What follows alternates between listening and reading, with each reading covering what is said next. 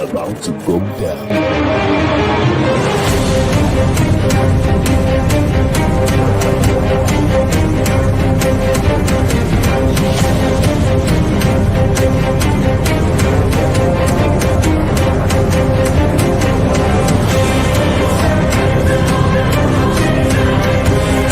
It's lovely pass, and there he turns cleverly. Can he find a finish? Oh, he can! Skill by Joshua, and a return right hand. Good counter right. Bullen is hurt. Second right hand. That clipped him as well. Now he goes in for the kill. Well, Ricciardo is inching into the lead, and Ricciardo that win the Italian Grand Prix! Iguodala running the floor. Still leading the way with Canada in there too, with the Netherlands.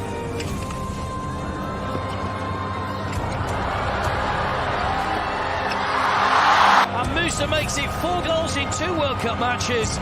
The Monaco Grand Prix! Ricciardo triumphant in Monza. Through Bowden, Barrett, and an early touch and an excellent... Sports Orbit. We make the world round.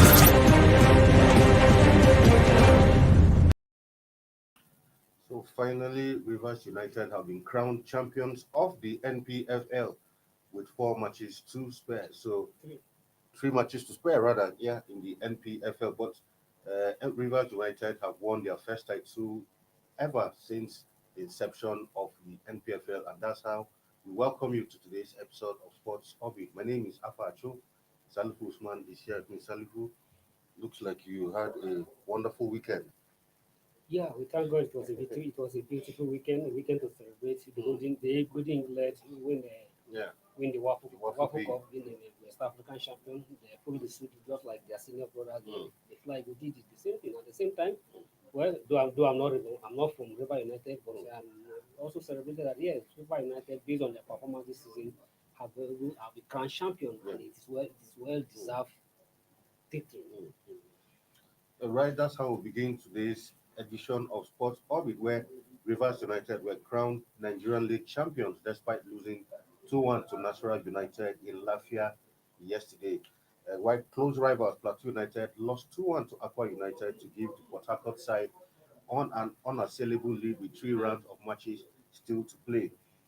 Despite the defeat, Rivers United have 71 points from 35 matches, 10 points clear of Plateau United, who have played the same number of matches, while Remo Stars are a distant third of 53 points following 3-2 defeat to Katsina United on Sunday. Winning the league earns United a place in next year's CAF Champions League. And incidentally, this is supposed to be their very first league title. Remember, Rivers United were a coming together of Dolphins and Sharks to form Rivers United, and in 2016. And since then, they've been knocking, and I think this year, with Coach Stanley Aguma at the saddle, this is finally their year. Yeah, you are very correct, and congratulations to River United. I don't think, unlike the previous winners of the Nigerian Professional League, where some people always cast doubts Exactly. that were the true champions of the league. I think if you look at the precedence and the consistency of the River United performance right from the beginning of the season, and at the same time, even from the previous season, when the narrowly missed it out, narrowly lost it to the neighbor rivals. Aqua United, and even the season before they were also considered among the top 4. They were also finished among the top, and then come this season, last season finished second runner up, and then this season winning the league with 3 matches to spare. It clearly shows that, unlike before, like I said, when people always criticize the champions of the Nigerian League who emerged the champions, but this time it clearly showed that River United eminently deserve their victory, and because they work hard for it and they deserve it. Right from the blast of the whistle, from the start of the season, they have been dominant, maintain their consistency level up to this level. I don't think, unlike the usual people say they are being ill or they are being involved with anything, and nobody can look at the performance of River United this season and question their victory as the king of the Nigerian domestic league. So congratulations to River United. But all we can ask for and all we can demand for, they should translate this for the continental campaign. Exactly. In the situation where you dominate, if you have dominated Nigeria League, it's expected that you go up there and also show shoulders in the tough African club coming from the North African, coming from South African or anywhere. Tough, not at the institution where the Nigerian champion could not even get to the money spending speed, Yeah, the money exactly. spending speed Yeah. of the championship league is quite Probably, disheartening yeah, and quite yeah. discouraging.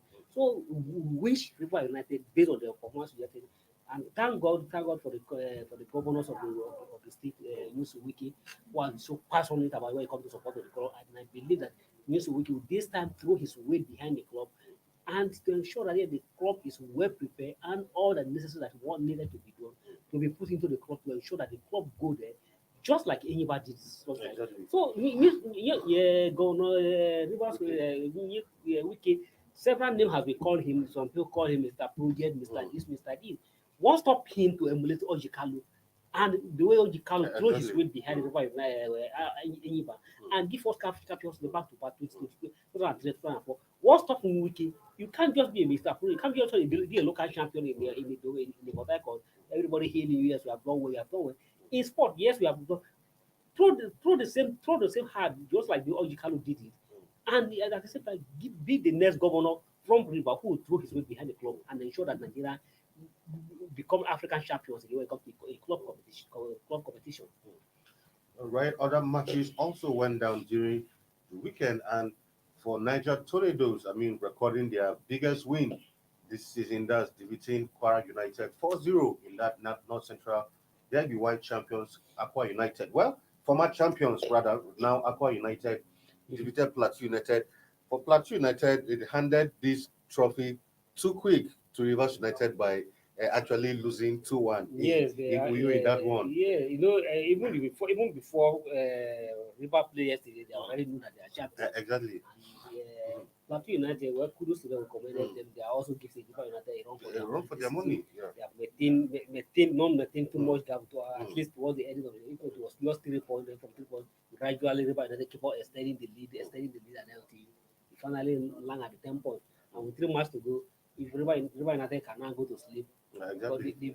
But the best Plateau United can do now is to just cut it down to 1 point and Exactly. that will still give them the title. So, but the good things are for Plateau United that the Plateau United were also lucky yesterday after losing to Aqua United. We hope one could have expected that maybe Remo Star, who are turned on the league, would have cut the narrow between them to just 6 points, Also to lost. just 8 points, no, to just 5 points, but then also lost. That automatically means that even Plateau United can also be guaranteed that they are definitely going to get a Champions League ticket to play in the Champions League. But what they need to do is win one of the out of these 3 matches, just win one or draw one. Yeah. Or they need to just draw one. If they draw one, that means they are also qualified. They are also fit. If they draw, or they just get 1 point from 3 remaining matches, that means that will automatically put them on the second position as the runners of the league. So for Eyimba, it was a 0-0 draw in that Oriental Derby for Gombe United. 2-1 over Wiki Tourist neighbors. Kano Pillars returned to winning ways 1-0 over Rangers. Then for Lobby Stars, clearly they are very sure of that they have no business with relegation, winning that one 1-0 against Dakada FC. Then for Nasra United, of course, 2-1 over Rivers United. Shooting Stars, Abia Warriors, 2-2 draw. Then Sunshine Stars, 2-1 over MFM. For MFM, at this point, I think it's a return back to the lower league. Very set. Very confirmed. Very set. And look at Naya Tornado. Congratulations to Naya Tornadoes. And if you look at it, Naya Tornadoes and Lobby Star get a very better result at the end of the weekend. And with this victory, maybe one could have confidently say that they are relatively safe. And for Lobby safe, for Lobby Star, for instance, can say that they have no business with the relegation this season. But nevertheless, Coach Baba Canero said that no, they will never give up until the final list. Exactly. They'll keep the fight to survive will continue. All right, that's that for the NPFL. Now, away from that, now to other stories where it's been rumored that the Akpabio Stadium may host the AFCON qualifiers as Pesero's 6th NFF North. He described the 30,000 capacity stadium as a world-class stadium with modern facilities. Pesero was actually in Uyo at the weekend to watch a match day 35 between Aqua United and Plateau United. At the weekend, he was later on a guided inspection of the facility on Sunday by the Aqua United chairman in person of Paul Bassi, who is also the SSA to the governor on sport. And also a member of the Of NFF Technical Committee. The Portuguese, alongside his assistants, Acacio Santos, inspected the natural grass in the main bowl, the two training pitches, dressing rooms, referees room, conference room, stadium environment, among others. Then, after the inspection, Pesero said he was impressed with the facilities at the stadium, noting that despite being used weekly by Aqua United and Dakar FC for their matches, the quality of the pitch as well as the facilities have been properly maintained. So, I mean, you can't even say more about the nest of champions since that stadium was inaugurated. Everybody who has come to play there has said this is the world class stadium. And I mean, Pesero has seen it and he's even considering looking like I think our next home matches should be in this stadium as against the MKO Abiola Stadium. I hope it's like the Minister of Youth and Sport has played into the NFF hands. Yeah. Because the Minister of Youth and Sport, in his wisdom and thinking to ensure that Abuja remain the home for the Super Eagles, may have failed. Because after the Super Eagles played the last match, they complain about the pitch. It's like because sometimes we in the local parliament say there's no smoke without fire. Exactly. With person only went there to watch the match. Now he's being conducted to spread around to look at the stadium. Exactly. And now the students have started flying that will appeal to NFL. So just watch it. Because in the first place, the Nigeria Football Federation, the official of the Nigeria Football Federation, the board member of the Nigeria Football Federation, never in support of Super Eagles play in Abuja. Yeah. Exactly. I mean, we brought well Because, all through the inspection. None of them were on ground. They were never in support of Super Eagles play in Abuja because it has affected their business and their lawi and whatever you do. Because they always go to the cafe and with governors, governor who the match, and the lawyers that always come to the governor and they can be rest assured that they can't have it from the minister from the FCT minister. So now the complaint of the Super Eagles that the pitch was not good enough. I think it looked like the Minister of Youth and Sport and the Minister of Youth and Sport has played into the NFF hand. So I believe that how this will be settled, I hope that all we know just probably Uyo Akwa is in Nigeria, is in Nigeria. So Super Eagles are at liberty to play at anywhere. But what everybody was always asking for is Super Eagles and be a national team deserve a home ground where everybody can play. This is their home ground where they can also see that it will be used to not to be moved them from point A to reach up to point B to point C. All right, away from that, now two from basketball where Mark Igoche has actually hailed the decision of the federal government to lift the suspension they had earlier placed on international team.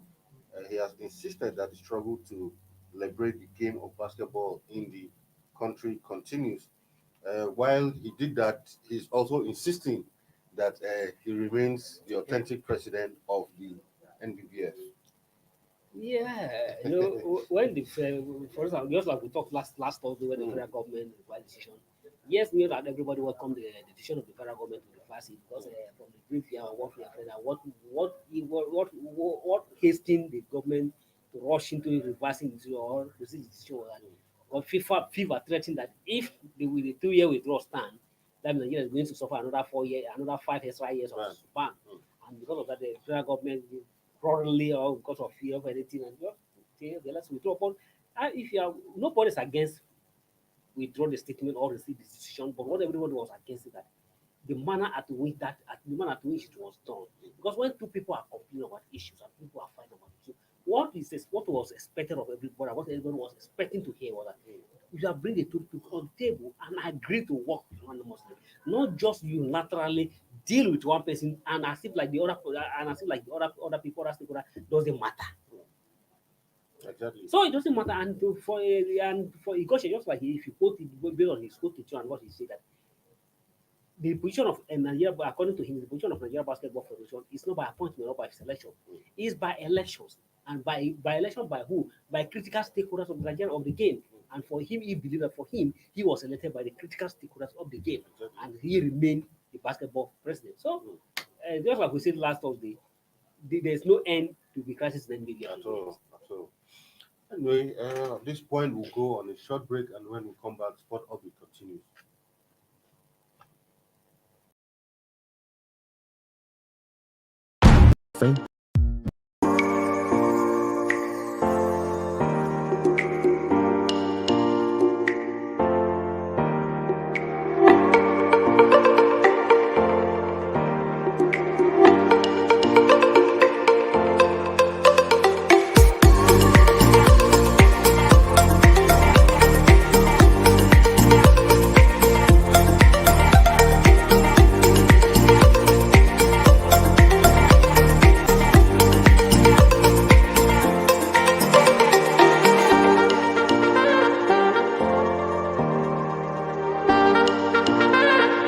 For sponsorship and advert placements, please contact 080-3688-6158. Last Word Leadership Podcast Studio. You have the last word.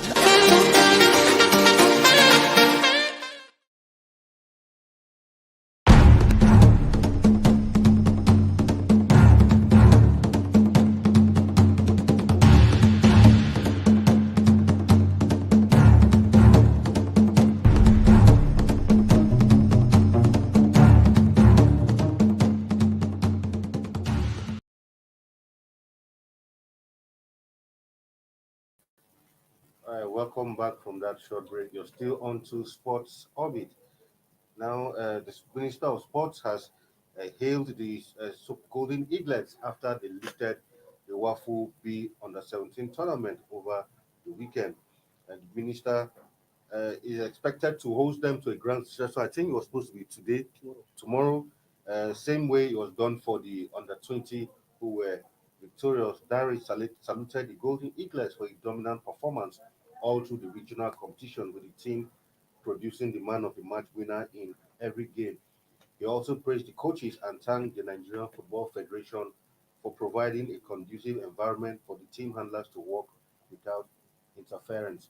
He urged the team to work and prepare harder for the Under 17 AFCON scheduled to hold in Algeria next year, where tickets to the FIFA Under 17 World Cup will be at stake. So we join the sport minister and the rest of Nigerians here on Sports Orbit to congratulate the Golden Eaglets for that feat. I mean, we were expecting big things from them, and they went on to deliver and, lifting the hopes of Nigeria that at least when it comes to youth football, we are sure of, if these players are properly nurtured, we can be sure that in the next 5, 10 years, some of these names will be names where, when you call up the Super Eagles, will be names where we'll be seen Yes, flying the national flag. I quite agree with you, and pray for God guidance and God Yeah. promotion, because sometimes we also need good luck from Yeah, God exactly. to succeed in the game of football. And I quickly was also covering that at least 40%, at least if I'm not over-exaggerating, 40% of these players will definitely find their way into Definitely. the senior Definitely. national team, particularly the left back Michael, who has done who is the revelation of the tournament. And we hope that all the Kwebade, be a teachers and be a talent builder, will be able to nurture this boy and groom them to the highest level the way we want to see them. They have opportunity at the AFCON, and Oduko Agbade and his coaching crew will not rest on their hours. There's a big task ahead of them. So the ultimate target, what we want to see is for him to direct this club to the AFCON and then ultimately to the FIFA World Cup, when we hope that he should be crowned as the champions at the FIFA World Cup. Absolutely, I agree with you. Now, from that now to the Musa Kida-led Stadium, where the minister has expressed delight with the ongoing facelift currently ongoing at the MK Stadium, with the acquisition of new customized VIP team shelter for the stadium. The new team shelter is the first of the kind in its country, with an ergonomic seat in Nigeria's green and white color, with a headrest, backrest, and fully padded with fire-resistant polyurethane foam with double density. It also has a polyurethane armrest with integrated cup holder.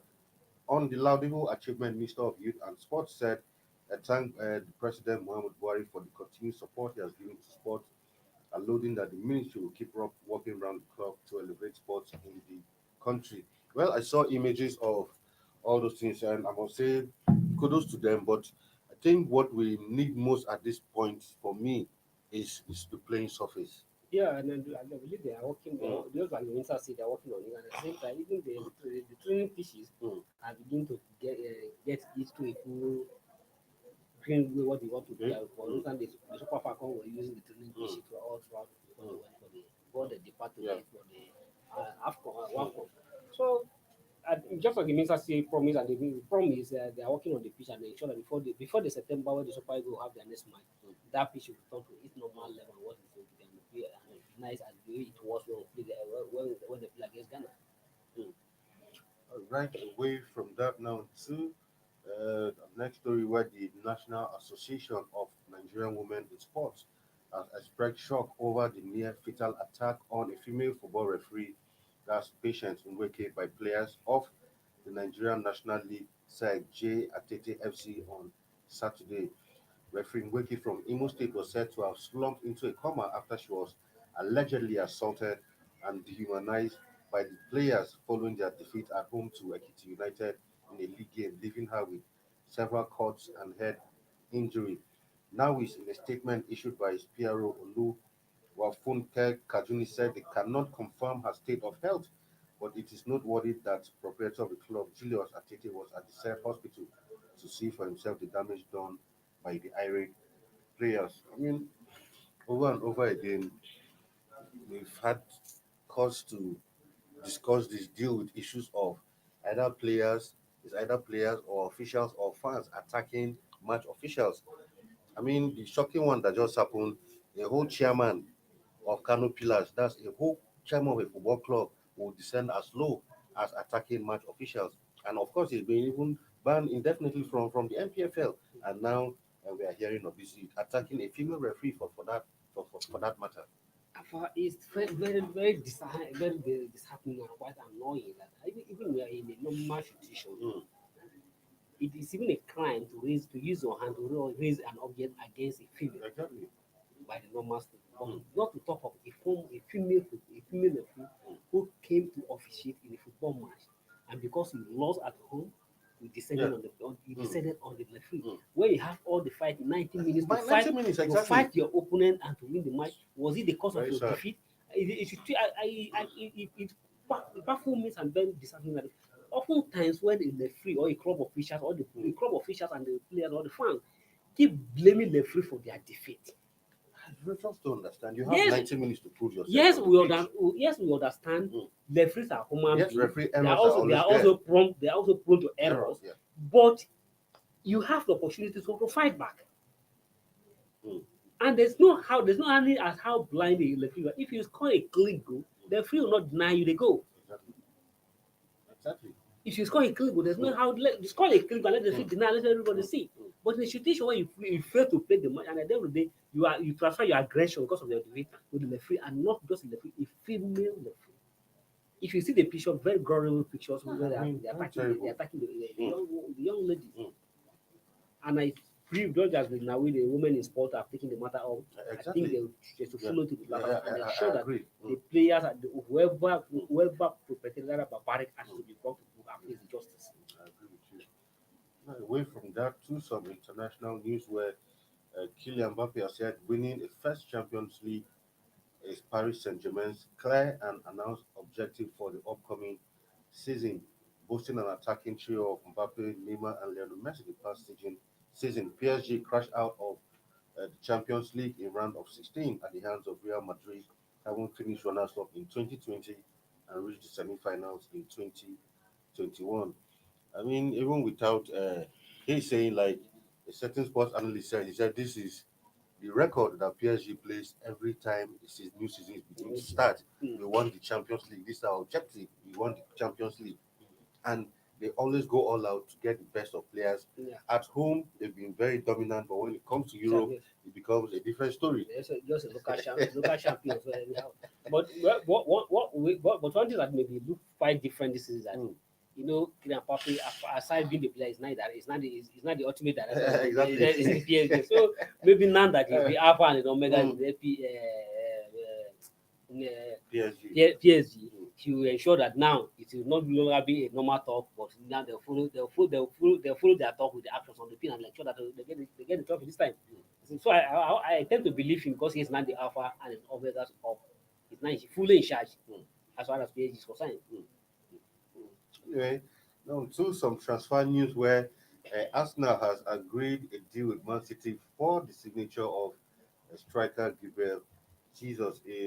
Jesus, who has only 1 year remaining at the contract, as City scored 13 goals and 12 assists in all competitions last season, and he can play in all attacking positions. Well, some Arsenal fans were excited yesterday about this deal, while some were indifferent because some Arsenal fans feel, well, we have a player of quality, but some have the opinion that if this was a player who, even City, he's a striker, but City were playing without strikers. So, well, just like you say, yes, well, sometimes different foods for different. Exactly. But once at the same time, sometimes a player can be one club. You may not see the best of him, but when he moves to another club, you may see the best of him. We have seen several examples like that, and we hope that he was not the environment within the cities and the arrangement within the city doesn't fit him well, and if he came to Arsenal, he'll be able to change and prove a different player. But if it is by who he is at Man City, I don't think this is the right player Arsenal is looking for them at the end of the road. I hope that when he comes to City, he definitely prove to be the Jesus he is. Because since he's carrying the name of Jesus, maybe he'll be the Savior. I agree with you completely. Well, to our final story where, rumors circling yesterday suggested that Chelsea were in the process of making a move for Ronaldo from City. But of course, reports that came out subsequently had debunked that story, saying, a statement actually from United even said that Ronaldo is not for sale this season. Since the new owners at Chelsea came up, they've been, even yesterday, there are also reports of Neymar to Chelsea. In fact, it was shortly after the Ronaldo to Chelsea came. Later, after it was debunked, we're now hearing Neymar to Chelsea. So it looks like the new owner is trying to prove a point. Maybe they are trying to look like another PSG. Trying to grab all the high-profile players to Chelsea.